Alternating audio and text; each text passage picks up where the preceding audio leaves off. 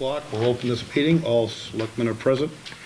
And we're going to start by transmitting the Treasury warrants 11, 11A, 11B, 12, and 12A. Motion so moved. Second. Motion made second. All in favor? Unanimous. And we have a couple of meeting minutes to approve from August 16th, 2010 and September 27th, 2010. Unless there's any issues, we'll take them both up together. Move to approve the minutes as presented. It should say, excuse me, Mr. Chairman, it should say September 13th. So if you could just read into the record that it should be September 27th. I'm sorry, yeah, 13th. Right. Okay, August 16th and September 13th, 2010. Right. Move to approve as presented.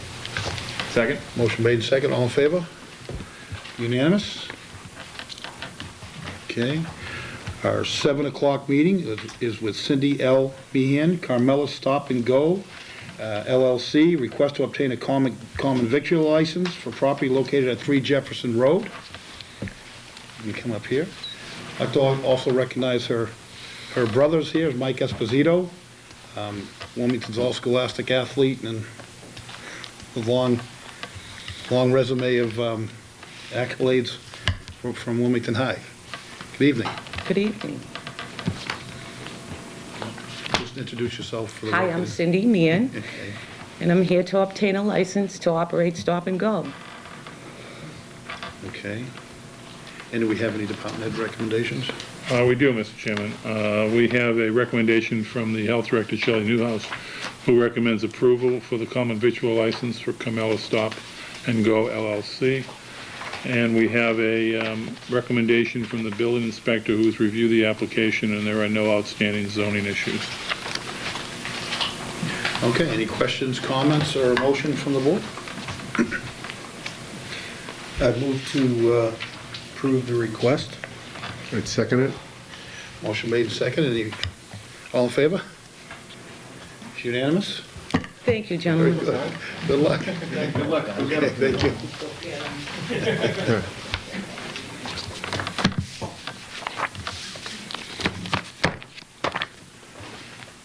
Okay, our 7:05 appointment, right on time, was Daniel R. Deutsch, Esquire, Deutsch, Williams, Brooks, Dorenzis, and Holland, P.C., for the objection and comments from the town of Wilmington in response to the status report of New England Transrail to the Surface Transportation Board.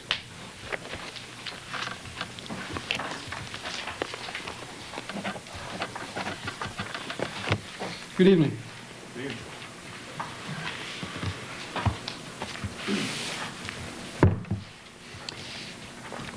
Good evening. We're here to bring everyone up to speed on the efforts of the town in continuing efforts of the town in opposing the proposed location, construction, and operation of a rail-based solid waste processing and transportation facility on a portion of the Olin Chemical Superfund site in Wilmington.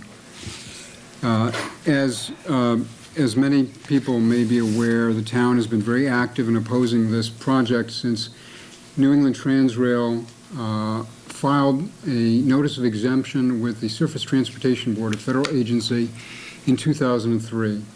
Even then, New England Transrail was jumping the gun and realized that it had taken liberties by filing this notice of exemption, presuming some exception from the law, and withdrew that notice, filing instead then a petition for exemption that was subject to an environmental review and other action by that federal agency. New England Transrail filed that petition in 2003, and the petition was characteristically of New England Transrail very vague at the time. It proposed a facility that would receive a variety of goods, including municipal solid waste and construction and demolition debris, and would handle, store, and process those materials and then transfer them onto rail cars. The project would involve the extension of rail spurs, construction of new rail spurs on the Olin Chemical site, which some of which these investors would acquire from Olin if they obtained the permits. So the applicant applied with the federal agency in order to avoid the traditional municipal and state permitting process.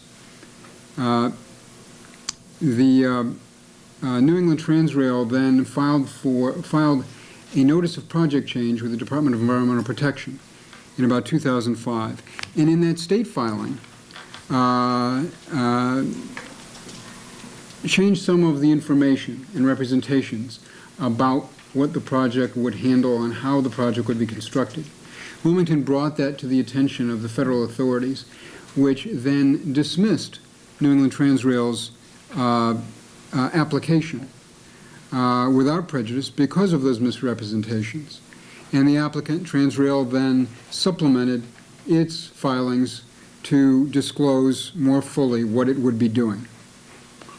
That brought us to, brought the town and the other interested parties to address an issue that became the focus of attention with this agency and this application for a number of years. And that was the claim of Transrail that the federal laws preempted all state and local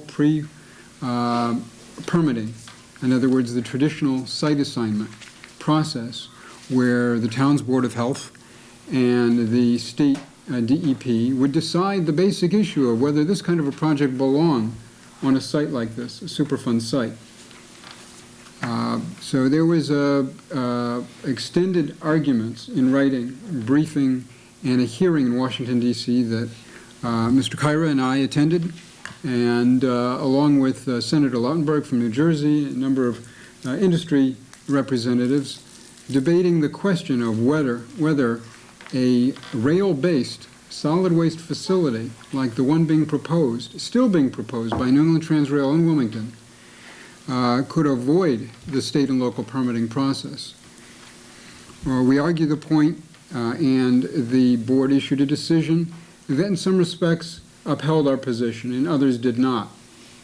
But because of the controversy and the efforts exerted by the town and others, Congress passed in 2008 the Clean Railroads Act, which fundamentally changed the authority and limited the jurisdiction of that federal agency in situations like this.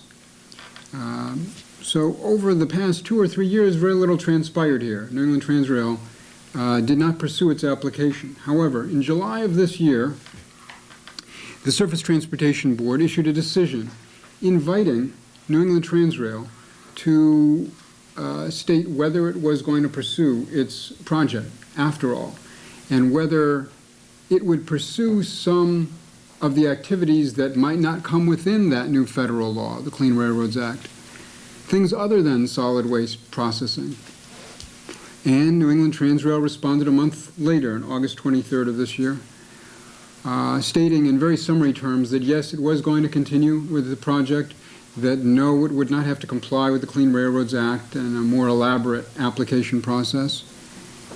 And it turns out that Transrail also indicated that it was going to indicated for the first time that it was going to accept hazardous materials. We reviewed the papers, consulted with the town's long-time environmental consultants who had a substantial involvement with us in opposing this project over the years, and filed just today a document with the Surface Transportation Board setting forth Wilmington's strenuous objections to the project, an objection and comments on the status report filed by New England Transrail in September of this year.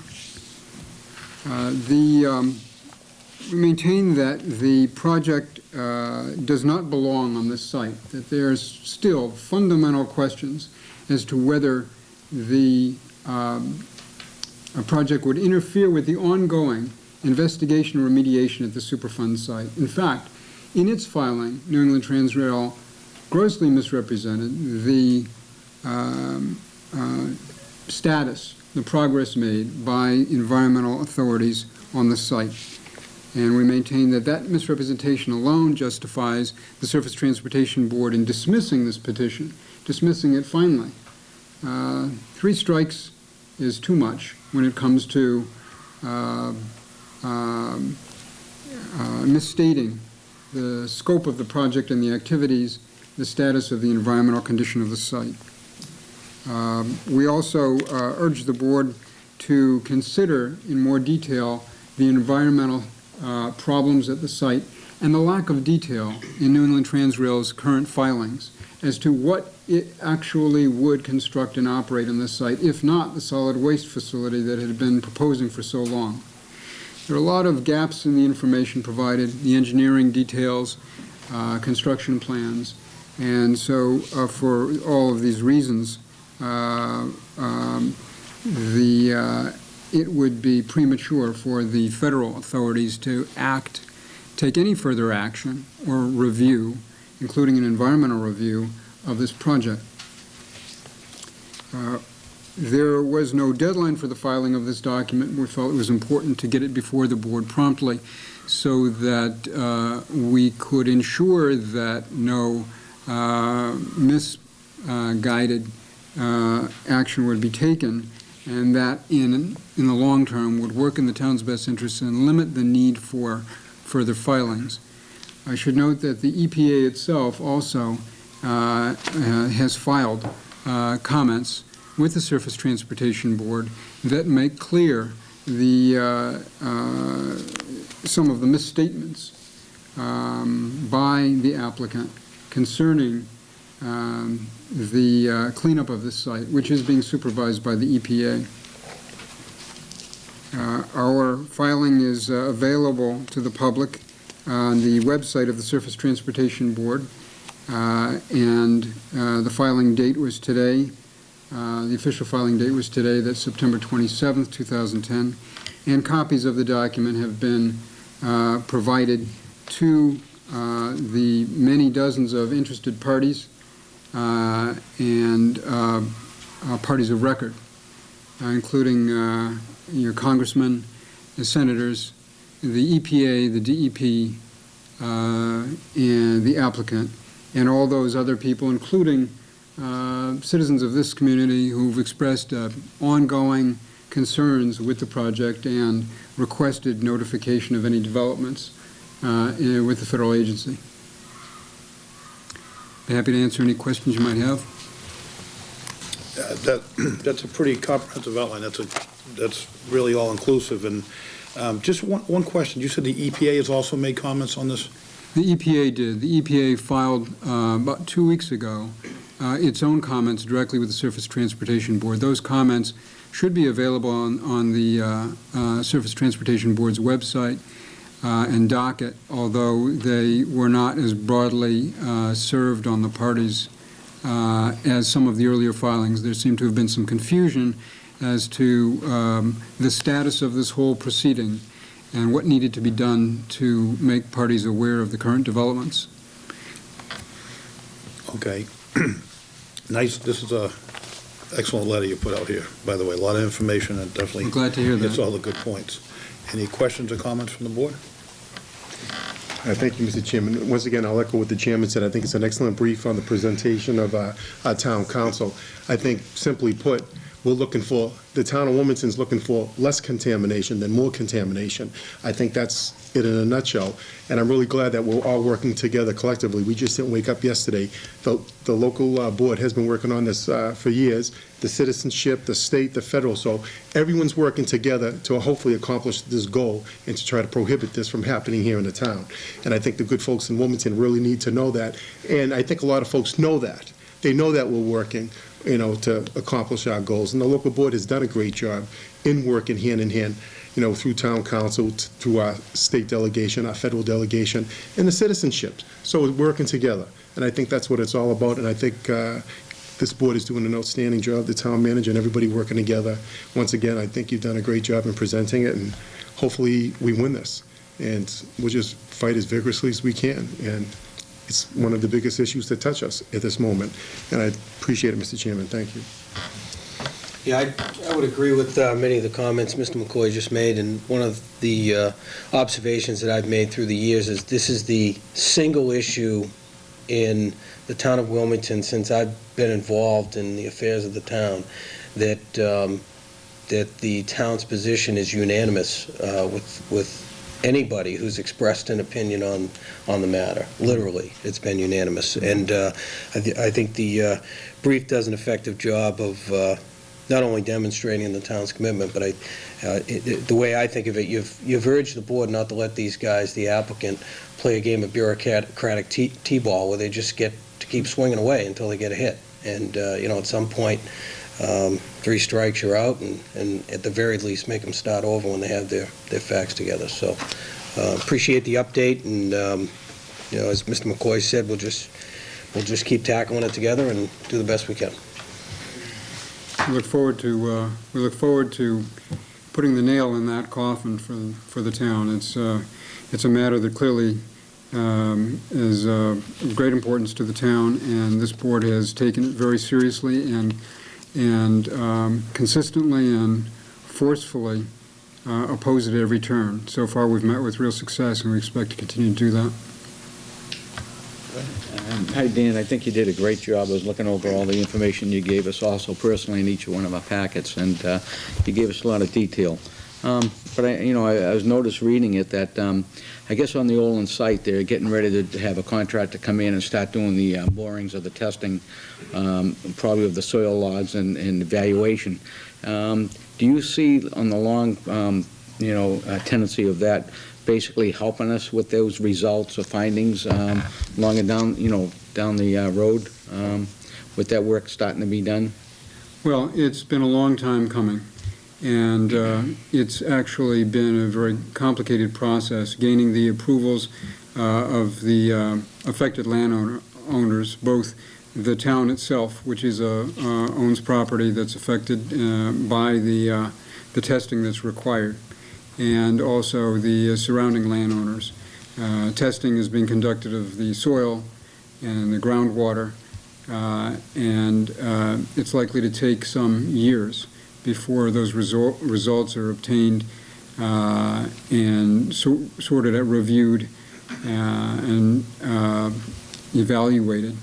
And then the Superfund law requires that there be a very thorough remedial, a feasibility study conducted and recommendations made concerning the steps that can and should be taken to clean up the site for purposes that are appropriate, for uses of the site that might be appropriate. So that can only work in the long term, for the long-term benefit of the community. And finding those results, that wouldn't shorten the permitting process for New England Transrail. In other words, they would have to wait for everything that you just discussed to be totally finished and resolved before they could actually obtain a permit to go onto that premises to start operating, correct? Yes, that's right. In fact, the Surface Transportation Board made, we thought, fairly clear some time ago that the federal permits, if they even were appropriate, could not be considered until the remedial investigation and feasibility study were completed. So one federal agency has asked the applicant to report on the progress being made by the work that's being supervised by another federal agency. And the applicant reported that things are going fine and we're getting close to completing that. The second agency, the EPA, chimed in and made clear that that in fact is not the case. The investigation is actually in its early stages, and some additional years of testing and evaluation are needed before anyone can know exactly what scope and details of cleanup will be required for the site. So everything is going to be placed on hold for at least a few more years. We want to make sure that there are no false starts here. We're holding the feet of New England Transrail and the Surface Transportation Board to the fire. And I would rather imagine any findings that seem to be harmful or potential that have to be addressed would have to be addressed immediately as they, start to do these borings and testing, and as the report said, could open other pockets for groundwater purification. So that would have to be dealt with first anyways, as far as any more permitting to go on that property. I gather that's the final output of it. Right. This Olin Chemical site is a Tier 1 site. It's a high-priority Superfund site, and there are established protocols that the EPA is enforcing for investigating the location, the spread, and the concentrations of the chemicals on that site and in the surrounding area, both in the land and the groundwater. And those steps have to be followed, and those evaluations have to be undertaken before a fix can be determined and implemented. Thank you, Dan. If I may, thank you. I wanted to touch briefly on the relationship that the EPA has to STB. You already alluded to the fact that we have these two federal boards or agencies that are operating, I guess, under this whole issue. EPA clearly has oversight for the cleanup or testing and determination of what needs to be done to clean the site. Is there any hierarchy or pecking order in terms of who ultimately gets to say what happens with this space, or is STB relying on EPA, or do they have to answer to EPA, I guess is a question I have. Right. Well, the agencies have different missions and different authority, statutory authority. As a practical matter, though, the EPA is going to be calling the shots here because, as you may know, the Superfund law is written in a way that takes precedence over any number of other obligations of a landowner, and the EPA ultimately has control over the process of cleaning up the property, and therefore practical control over the uses that can be made of the land. Those uses would include, potentially, the construction and operation of a truck-to-rail transfer station.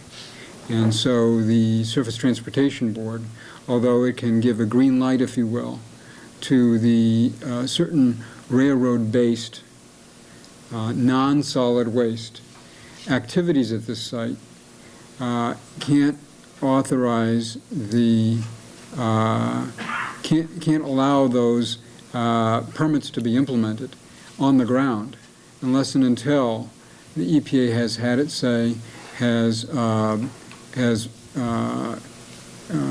seen the cleanup process to a conclusion. NET, at some point, I won't find it in here, makes a claim that that they could potentially operate while cleanup or not have an effect on runoff and not have an effect on the cleanup processing. In other words, I think they were trying to argue that we'll get into business and start to do our thing and EPA can do its thing. And it seemed to me that completely premature for them to suggest that they could do anything until this whole process comes to completion. Well, that's a good point. It's speculative. It has to be speculative for a developer of a property to represent that its activities will not interfere with other activities on the site that aren't yet defined. We don't know actually what we don't know the full scope of the work on the site to investigate and characterize and confirm all of the chemicals and the impacts that the contamination has had. And that won't be known for probably a couple more years at least. Until that's known, there's no way to assure the Surface Transportation Board, the town of Wilmington, or anyone else that what's being proposed for this site can be done without impacting that process. There's just no way to say that. There's no way to know that for sure.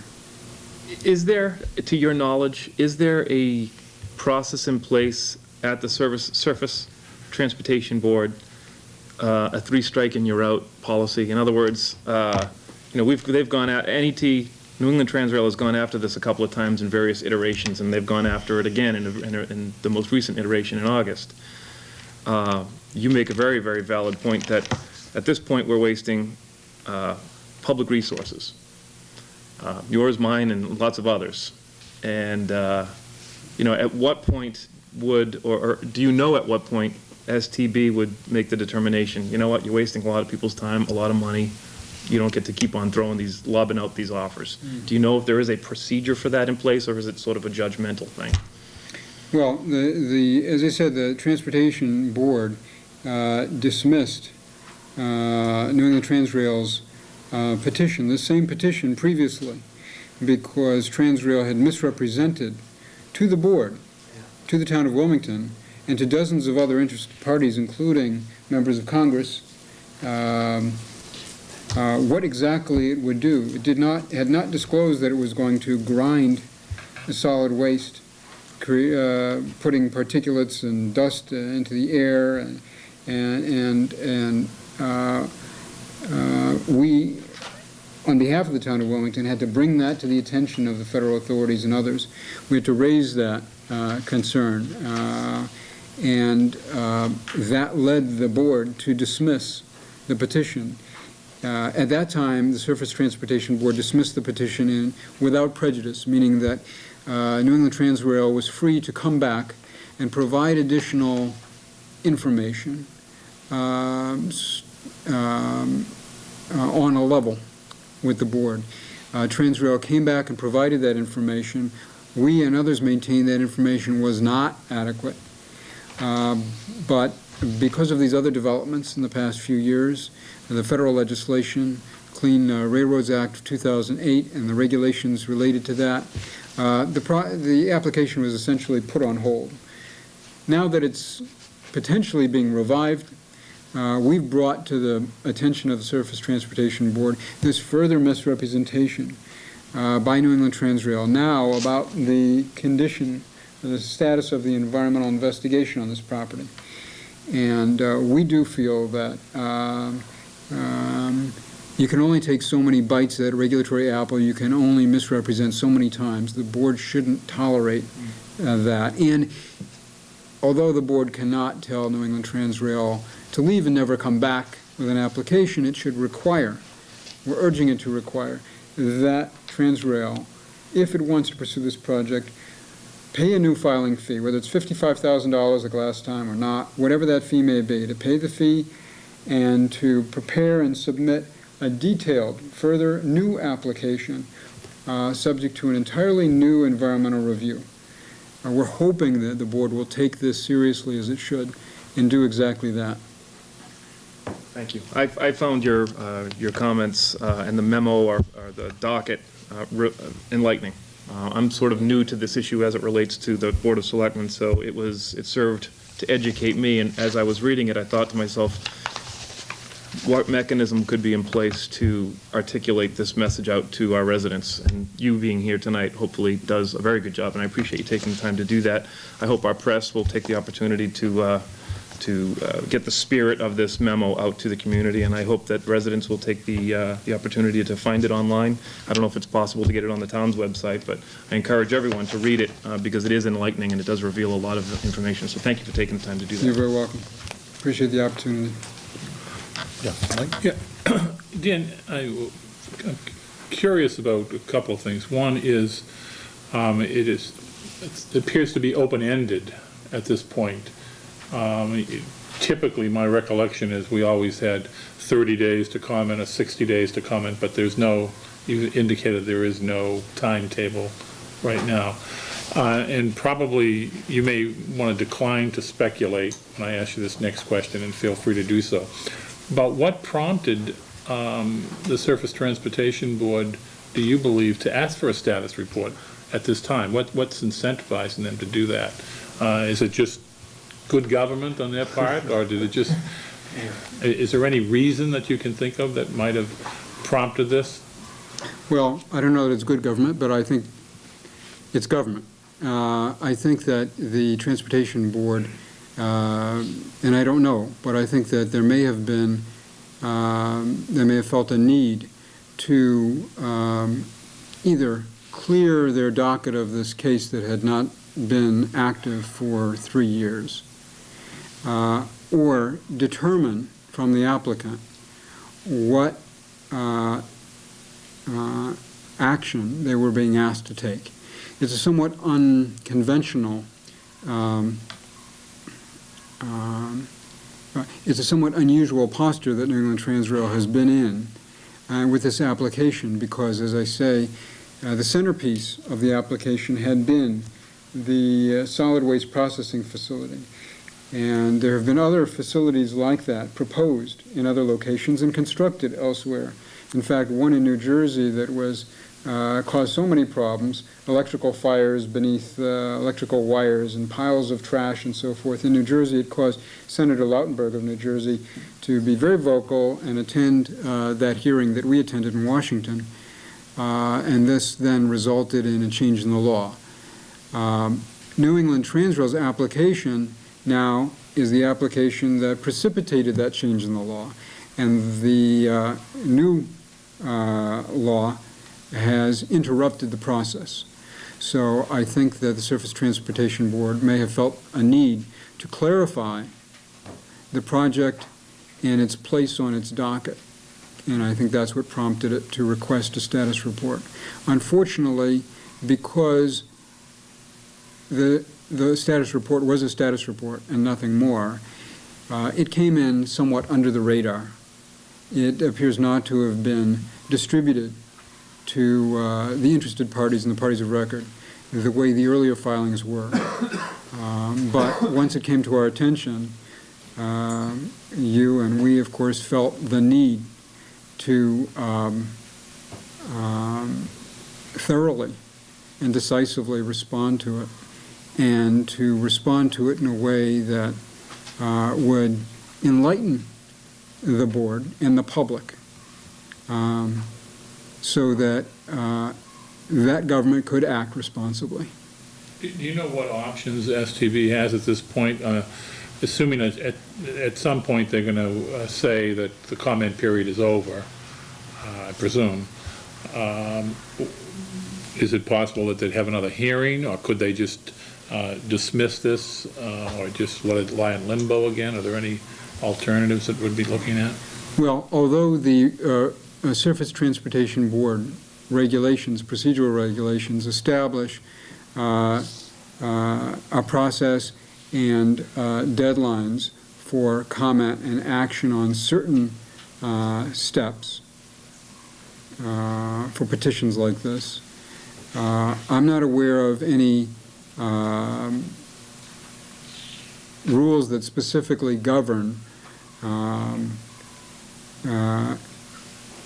the petition in the condition that it's in now, which is there's been a status report. The applicant now has provided information, not much information, but indicated the direction that it would like to take with this petition.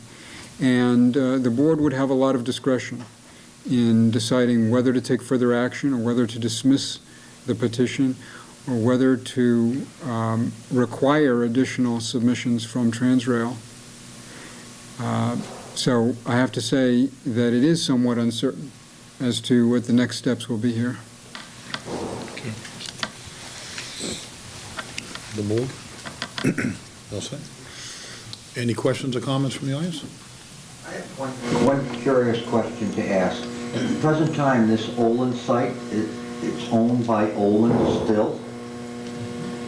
And they're responsible for evidently the cleanup?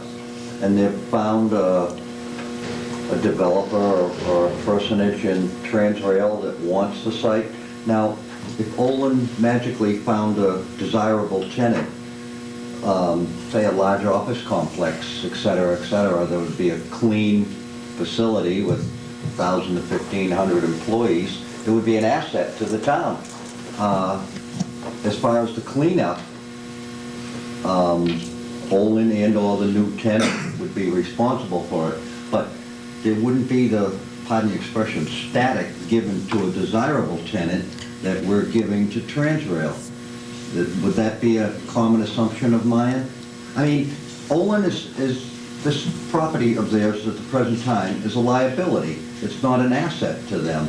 And they've found someone that wants to take it off their hands to develop it as a turnaround for solid waste.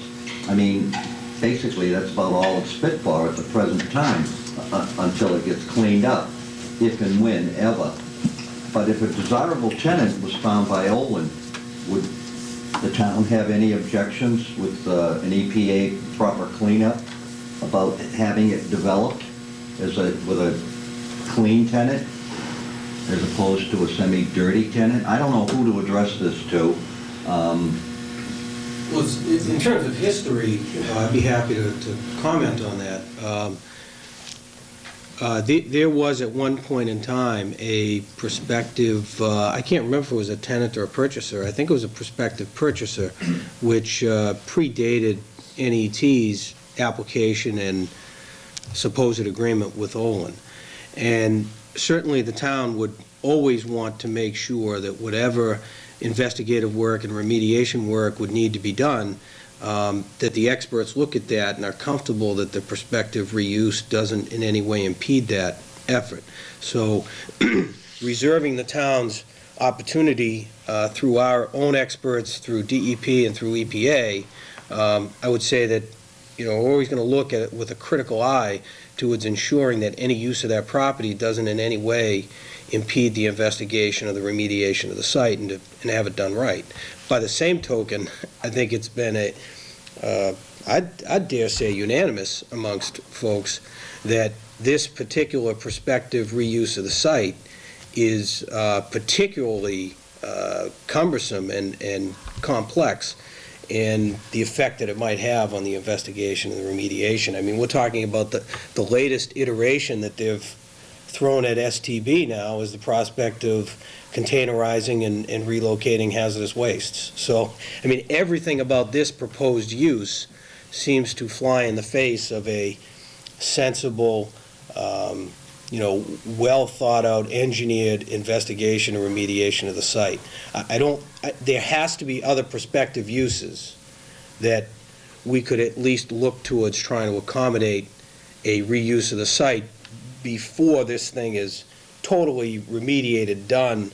You know, that's so many years down the road. I think the town wouldn't rule that out. And we've said to Owen in the past, literally sitting at the table, look, if there's an opportunity at some point for you to bring another prospective tenant or purchaser to the table, we're not saying you're going to get all the approvals. We can't say that, but geez, we'd sure like to hear about it, you know? Does that answer your question? Michael, in a roundabout way, it has answered my question, but like I stated earlier, to Olin, this site is a liability at the present time. Right. And to the town, it's basically a non-taxable entity, or we're not generating our full taxation out of this piece of property. And one quick thing, is there 60-some-odd acres there? It's 58. 58? But what I'm saying is on a 50 or 60 acre site, with the proper development, it could be a great asset to the town. If the property can, as you state, and all of us have been trying for years, if it's cleaned up properly, could a bug be put in Olin's ears to say something about find a proper tenant and find a developer that wants it for a higher end than a transfer station? And I don't know if the EPA is not relaxing the rules about cleaning up. As far as I'm concerned, at the present time, I wouldn't know where to put a shovel in the ground to start to clean it up. I mean, it seems it's going to take many years. I'd like to add 2 cents to Mike's comment, if I could. Go ahead. It seems like we're only in a stay situation right now while the EPA is going to evaluate the problem and possibly clean it up, but it sounds like it is open-ended, that Transrail could come in and do something. to expand on what Mike's comment was, can we approach the state legislature actually and try to encourage the state itself, you know, in Beacon Hill, to try to attract a tenant? I know that they oftentimes give tax breaks to companies.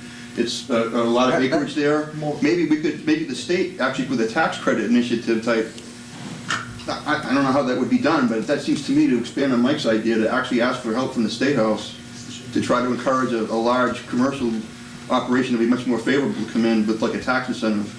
Yeah, I believe all that's great, it all sounds wonderful, but I think we have a lot of issues right now, obviously with the cleanup of the site and NET coming in and trying to do what they're doing right now, to just start talking about going to Olin and saying, hey, you want to rent it out to an office building or put an office building up there, but I think your point's taken. Before we get there though, so that we don't just come to the end of the road where the stay is over and then look into it. Thank you, Mr. Chairman. Mike, that's not a good question. That's a great question. And as we want a friendly tenant to be there, and Mr. Newhouse did a great job explaining, I'll just go one step further, that there was, you know, I could be wrong, there was at one time a beverage distribution center that wanted to come here to the town. And they got scared off by some interested parties from this community. And I think that would be well more received, that distribution center, as opposed to what we're facing. We're going to spend tens of thousands of dollars in legal fees. We're going to have to take on the federal government. We have to solicit our state and federal delegation. And that's a great question. And as Mr. Newhouse said, there's a process. Whether it went there or not, there is a process. And they would have to go through the local jurisdiction, the state jurisdiction, federal jurisdiction.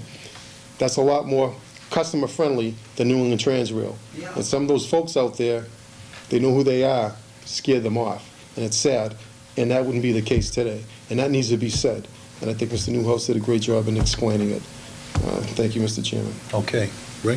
Mr. Chairman, I mean, this is a tough question, but since a few of these points have been brought up, and we want to look at Olin as far as friendly. I guess the paperwork, as you know, the Cook site, there's wells up there that they've been sampling, and there's been some findings of a couple, if I'm reading it right, that are in danger as far as potable water. I was wondering, to the residents to help that area out on, which is Cook Street, that if we could, as a board, even consider Olin to consider running a main up Cook Street, a water main paid for by, obviously, Olin, and because, you know, the findings or whatever, I'd just be curious to see what they would write back as far as neighborhood friendly, if they'd be interested in something like that. Is that something that could be done? Well, I mean, just to get back to Mr. Bodner's question and Mr. Lingerfelter's comments, there will be a point in time when the town will be discussing reuse issues.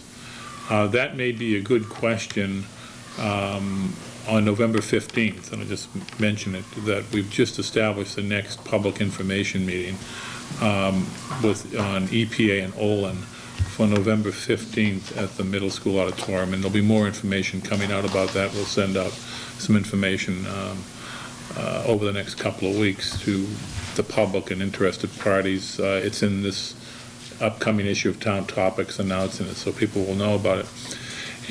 And that discussion has taken place over time prior to this becoming a Superfund site, as Mr. Newhouse and Mr. McCoy both mentioned. There was some interest, and we were actively pursuing, in tandem with Olin at that time, the possibility of a clean facility going in there in tandem with cleaning up the area. For whatever reason, that didn't pan out. Now that it's a Superfund site, it pushes that whole brownfields issue out a little bit, but certainly the town will be looking at reuse issues down the road. My sense is it won't be for a couple of years, but at some point that's going to happen, just the same way as you know, the Maple Meadows issue is going to happen. I think we probably shouldn't get too far into issues that might begin to touch upon litigation type issues that Attorney Deutsch has been working on, with some of the other parties, though, at this point, and probably we should, confine the discussion to NET. I'm not sure what your advice would be at this point, Council. Yes, I think that's the better course. I agree with you. We good? I could, just 2 cents to Ray's question. Jim DiLorenzo has already brought that up, and I think if they find that some of those wells were negatively impacted, it will trigger some other actions the EPA will take towards Lowland. So I think Jim will be able to answer your question pretty good towards that. I kind of thought so, that eventually the state would have to either step in. I don't know the particulars of it, but it was mentioned. I know Jim talked about it already. Thank you. He would be the person to answer your question. Dan, thank you very much for your comments Very on pleased to be here. this Thank you. extremely important issue. Thank you.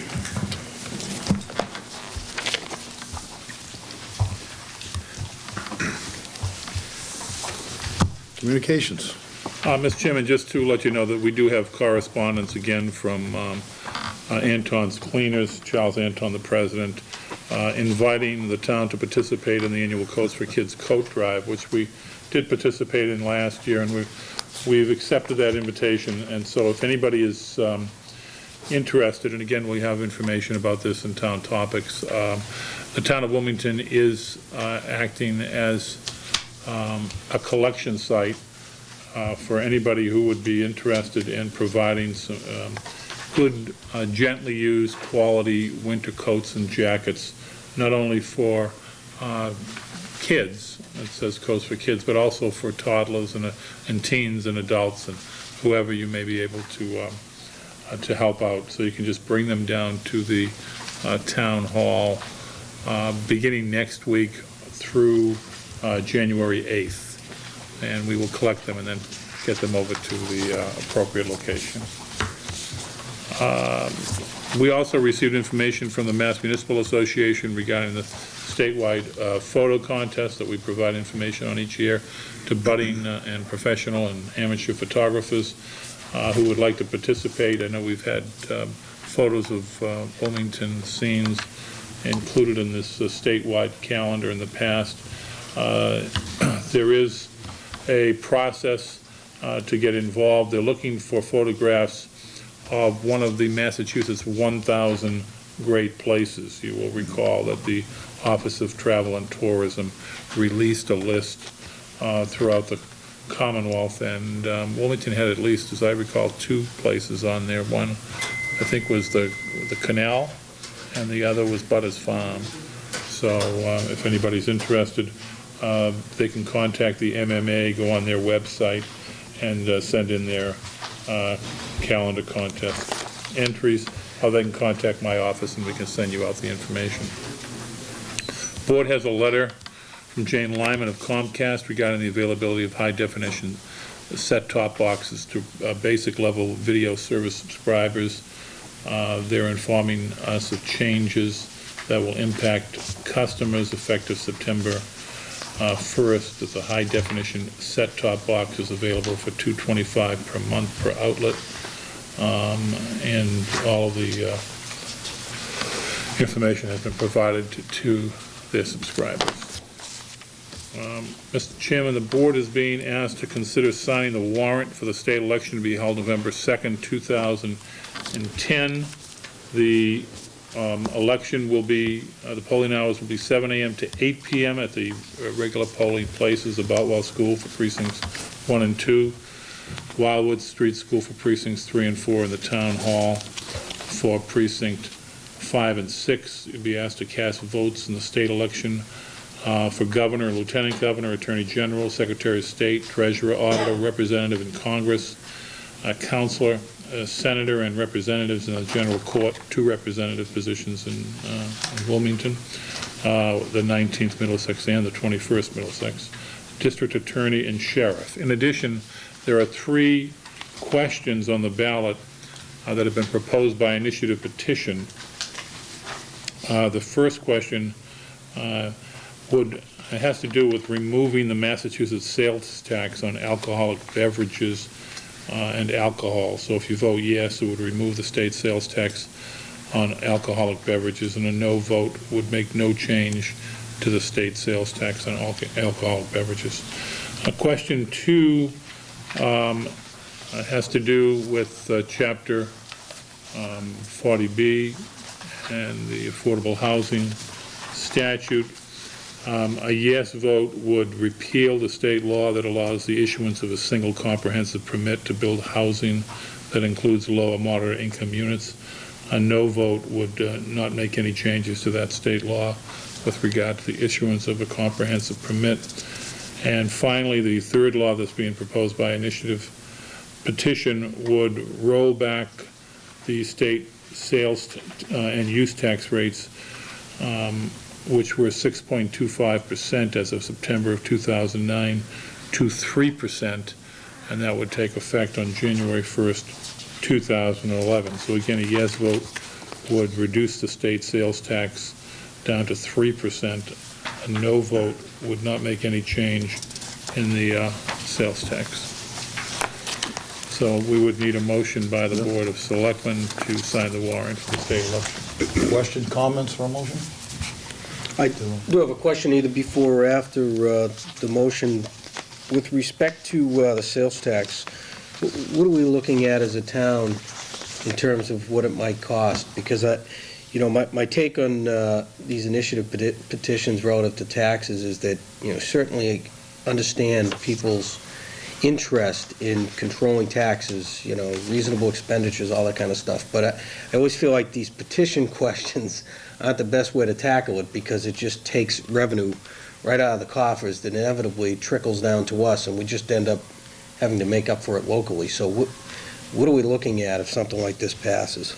Well, the projection statewide, I believe, is about $2.5 billion, and I know that the state budget office has just done some projections as to how it would affect local aid, and our best guess at this point would be talking about a reduction of about $1.4 million for the town of Wilmington. So if it rolls back to 3%, it would have we believe it would have a serious effect on local aid, and in terms of the town of Wilmington, it could be as much as 1.4 million. So when you say 1.4 million, is that just a function of take Wilmington's local aid and divide the 2.5 million amongst all the towns? 2.5 billion, right? It's 2.5 billion. Yeah, it's pretty much a mathematical exercise,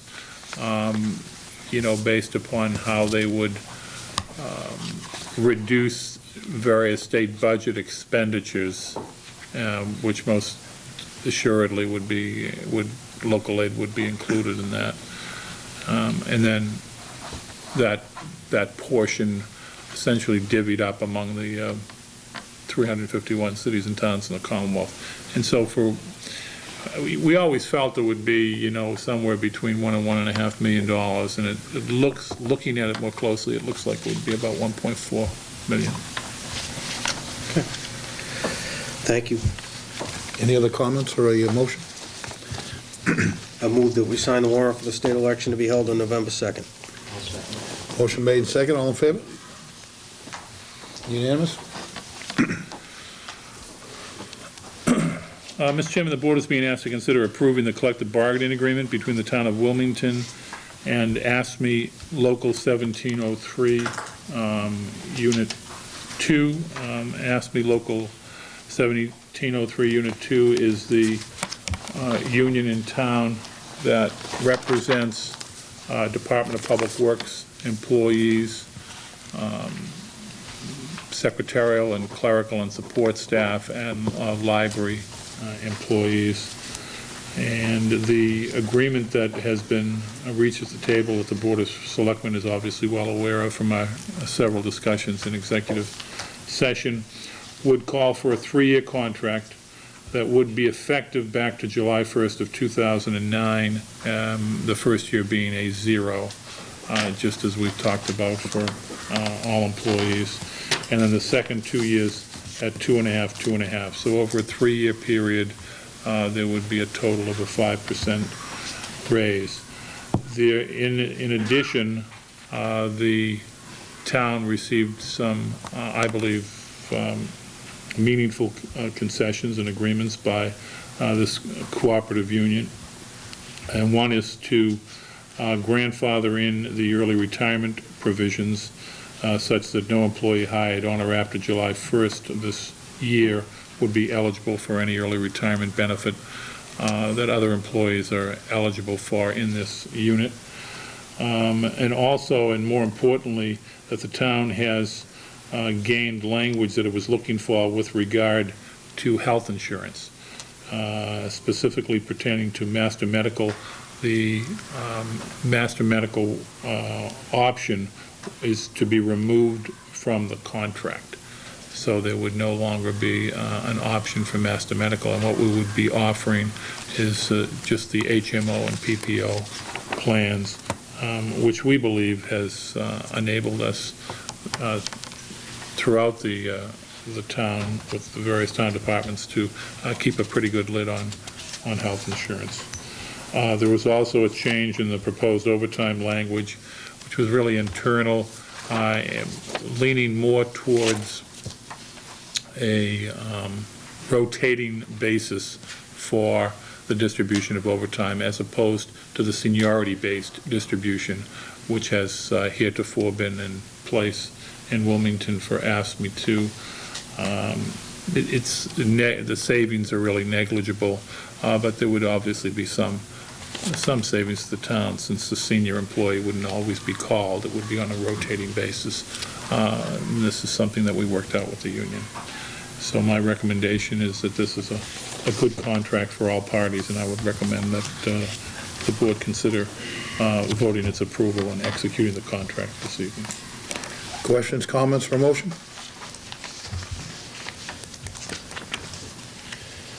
I'll make a motion that we approve the collective bargaining agreement between the town of Wilmington and the AFS-CME Local 1703 Unit 2.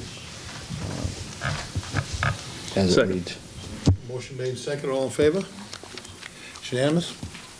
There are 5 copies to be signed, Mr. Chairman. Thank you.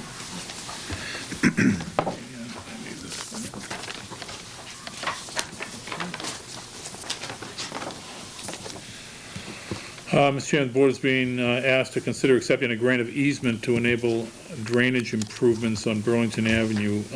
The easement would be from Anthony F. and Karen M. Vasali, who've been very cooperative in this particular matter. There is stormwater flooding that occurs on Burlington Avenue, and the Department of Public Works conducted a field survey and an engineering study of the situation and designed these drainage improvement plans to construct a new catch basin runoff near the area in order to collect the stormwater and direct it away from the street. And this particular improvement project is part of the town's ongoing program to assist in alleviating stormwater flooding conditions throughout the community. This project will involve minimal tree and brush removal, the installation of approximately 90 feet of new 12-inch diameter reinforced concrete drain pipe, regrading and repaving a portion of the driveway and the existing sidewalk at that location, installation of oil and grease separator hood within the existing catch basin, and the installation of 45 linear feet of water quality swale located within the existing right-of-way for Stanley Street. The improvements will be connected from the existing drainage system currently located within Burlington Avenue and redirected to a portion of the stormwater towards the northwest on Stanley Street. And so, as a result of this, we would need to get an easement from the property owner at no cost to the town. It would enable the town to solve a problem. And as I said, the property owners, Mr. and Mrs. Vasali, have been very cooperative. And so I would ask the board to vote to accept the grant of easement to enable those drainage improvements. Question, comments, motion? I'll make a motion that we accept the grant of the easement of the drainage improvements on Burlington Ave from Anthony and Vasali. Second? Motion made, second, all in favor? Unanimous? If you could sign at the chat pages, there are 2 copies to be signed. Thank you.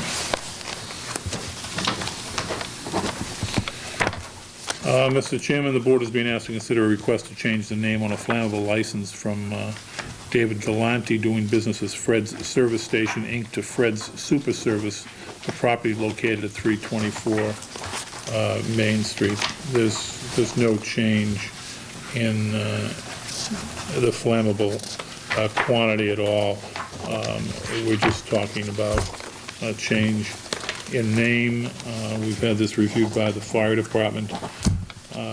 The property was inspected by the department and found to be in compliance with extinguishers, tank monitoring systems, and documentation. There is no objection from the fire department, nor is there any objection from the town clerk. Pretty routine. Okay. Any questions, comments, or a motion? I'll move to grant the request on the change of license from Fred's Service Station to Fred's Super Service for the property located at 324 Main Street.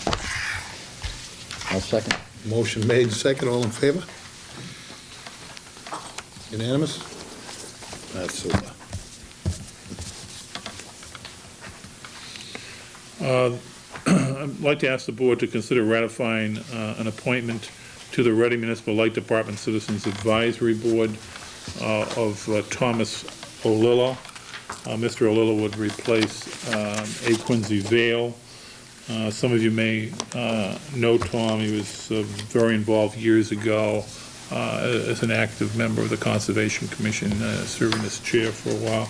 He's also was one of the early founders of the whole recycling initiative in the town of Wilmington, and is in the marketing and business development area for renewable energy services now. So I think he would be a very good appointment, and I would like to offer that to the board for their consideration and ratification.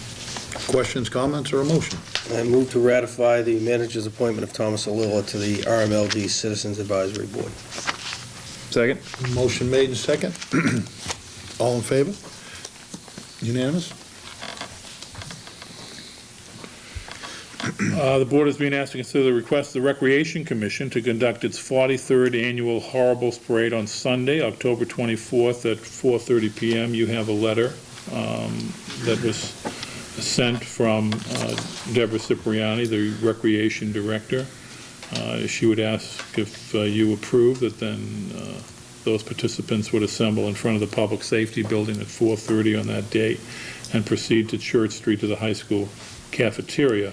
She also specifically invites the members of the Board of Selectmen to join either as spectators or volunteers. Anybody who would like to help out, and I say this to the entire Wilmington audience, would be encouraged to contact the Recreation Department. Would ask that you be at the high school by 4 o'clock on October 24th.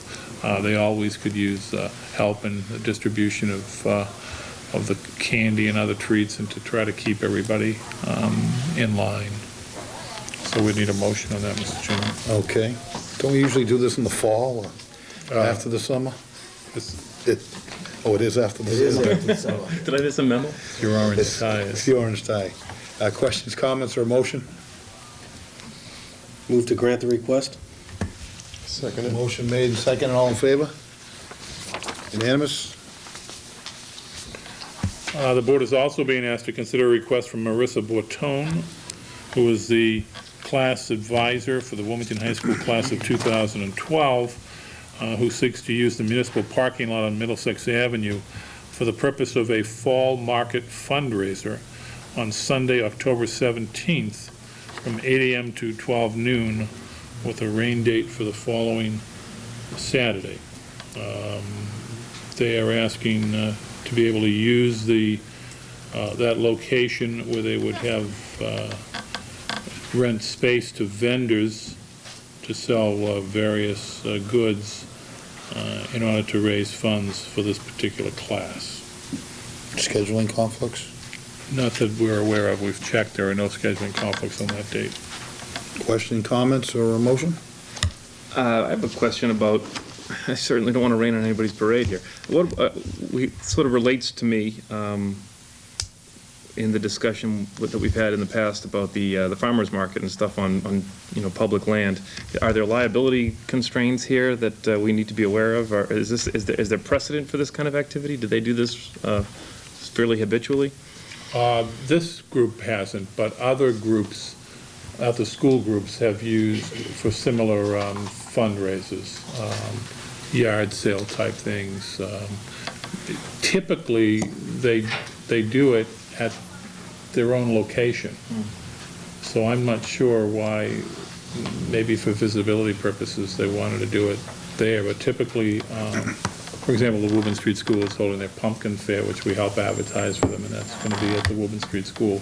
But there have been some groups, the Boutwell School PAC, for example, has used the town common area in the past. I had a similar question. Are we comfortable that it's not going to interfere with any religious observances in the neighborhood?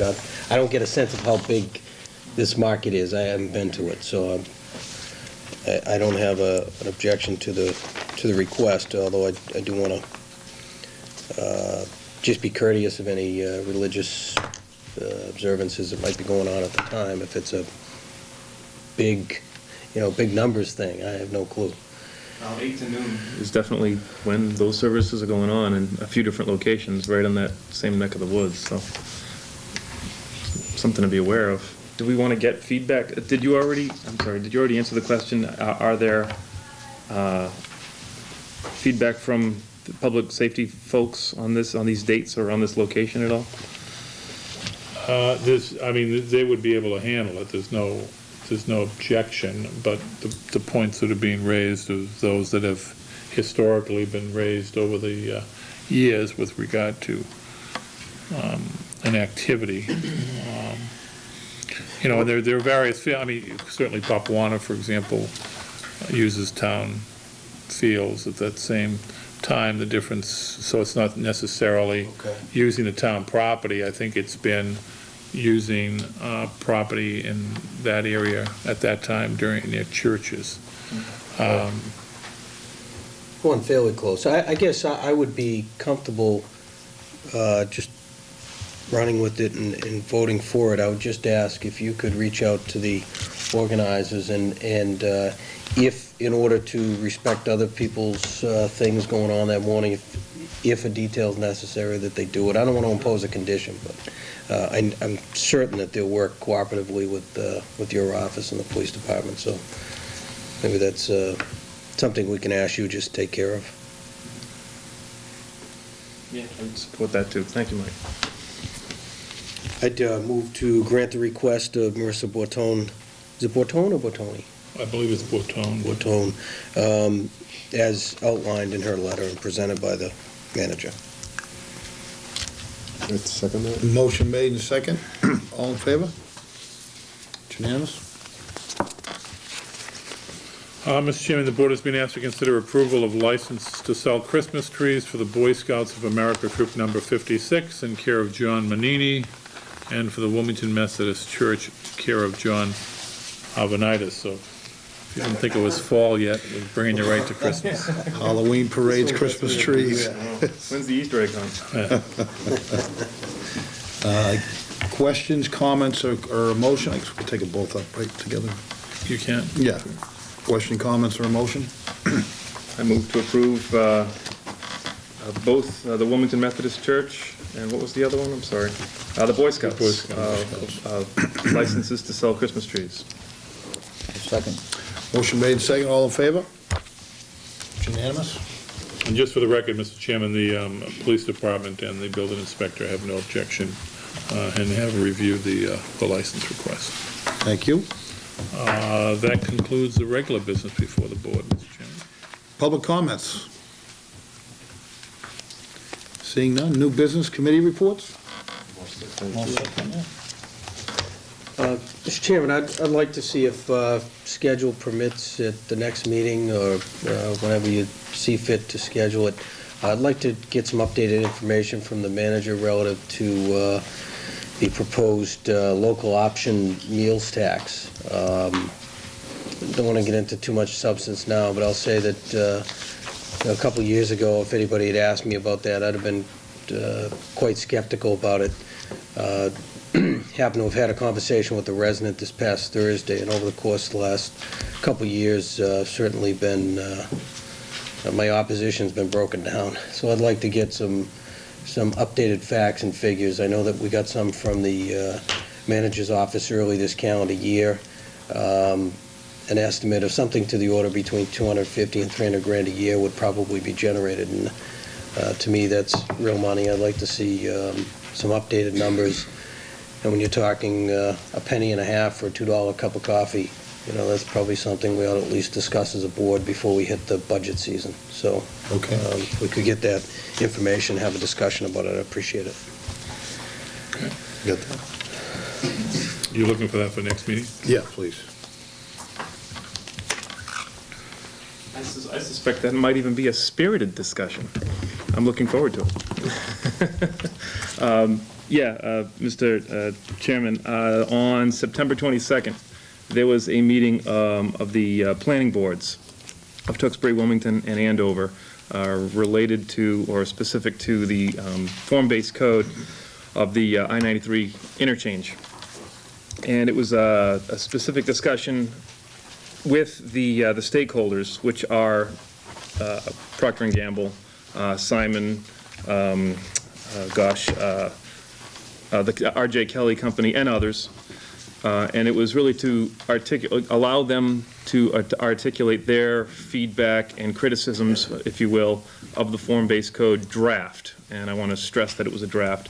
And in summary, their comments universally and pretty much uniformly, all of these stakeholders had very, very similar viewpoints that the code in its current draft form, they understood that it was a useful tool for defining the use of certain parcels in that region. They found it to be too restrictive. And so where the process is now is the respective planning boards asked the stakeholders to articulate in fairly great detail where they felt there were restrictions that were too difficult to surmount, and then they would literally sit down, all of them together. And I think it's probably going to be a painstaking meeting and process, but that's what these folks do for a living. So they're going to sit down and really hash out and hammer out where there are restrictive issues to look at the next draft to incorporate some of those revisions. So it was a constructive meeting. There were some spirited discussions about viewpoints on how that land ought to be used. But at the end of the day, I think all parties left with an eye towards making progress, moving towards a final form-based code, admitting that we're still years away from really ever being able to build anything in that region anyway. But the process is moving forward, and I was happy to be able to report at least that part of it. Thank you. Thank you for giving us the update, continuing to be the liaison for us on that project. It's interesting. Right? All set? All set? I'd just like to say a couple things. I think this last weekend was a wonderful weekend for Wilmington. We had the road races, we had community fairs, we had Pop Warner and other games around town, so it was a beautiful weekend, and thank you to all the people that ran all those wonderful events. I'd also like to thank Mike and my fellow selectmen here for wearing these orange ties tonight. As many of you might know or might not know, September is Leukemia Awareness Month. Also kidney cancer, childhood leukemia, thyroid, prostate, and lymphoma Awareness Month. And the orange ties are just to remember, to recognize leukemia awareness. And thank you all, thank you guys for wearing the ties. Thanks for bringing it to our attention. Anything or important dates? Just on important dates, just to remind folks that the town offices will be closed on October 11th, Columbus Day. The Board of Selectmen's next meeting will then be the 12th. It's a Tuesday. The last day to register to vote for the state election is October 13th. You can do that at the town clerk's office up until 8 p.m. on that particular day, or obviously you can go there any other day that the clerk's office is open from 8:30 to 4:30. And also on the 13th will be a passport night at the town clerk's office. That's it. Thank you. Entertain a motion to go to executive session for the purpose of discussing collective bargaining and contract negotiations with non-union personnel, not to return to open session. So moved. Second. Motion made second, all in favor? With a voice vote? Yes. Yes. Yes. Yes. Unanimous. Yes. Thank you.